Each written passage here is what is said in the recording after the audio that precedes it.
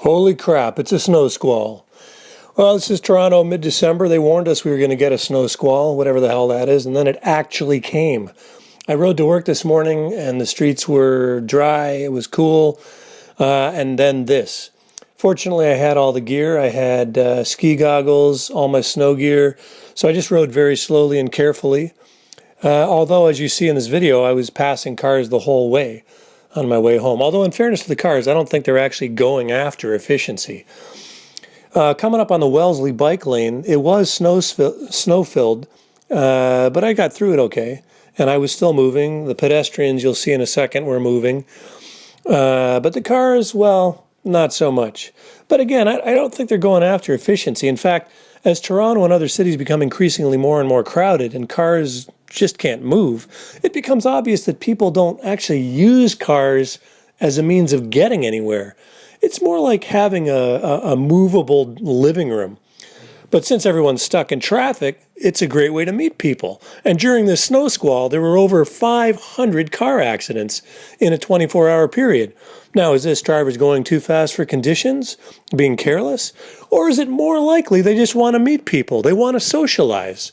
I would say it's pretty obvious. Now, this is Sherbourne, which I was blown away because this is still during the snow squall, and they had actually plowed and salted the lane. I was like, wow, super cool. However, in terms of connectivity, then as soon as I get up here to Bloor, a couple minutes later, it's a complete mess. The cars aren't moving. I'm just riding very slowly and carefully along the side. I think it shows, and I do get into the clearing a few days later, but we need to have connected routes, east, west, north, south. And here, as I go across the Rosedale Bridge leading to Castle Frank, going towards the Bloor Viaduct, there's nowhere to ride at all in the road unless you want to slide under a car. So I literally walked across this bridge with my bike. Then here, going to the Bloor Viaduct, they did salt a bit and it's passable. So I started riding again, although cars were sort of driving in the bike lane. But, you know, whatever. I'm still going faster than you, so haha. One of the drags, though, you'll see, and this is now 3 days later, the side streets. Side streets suck. I wiped out on ice on side streets 3 times over the past 10 years or so.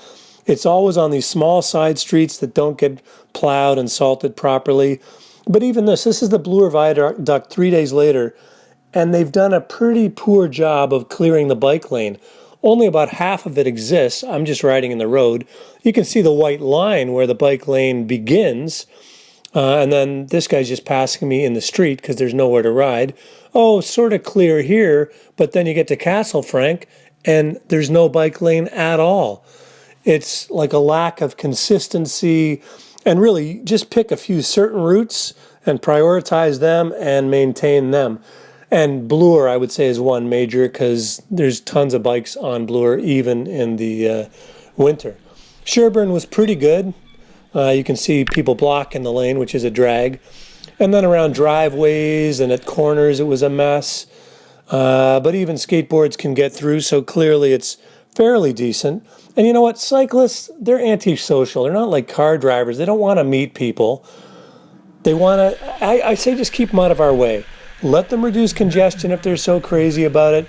But just clear some certain routes for them. Keep them there. Let them ride. Prioritize these routes, and you can see, like, as a cyclist, because my car doesn't work at the moment, I had to bike. There's no room for me. Just keep me out of your way and keep me somewhat safe, will you?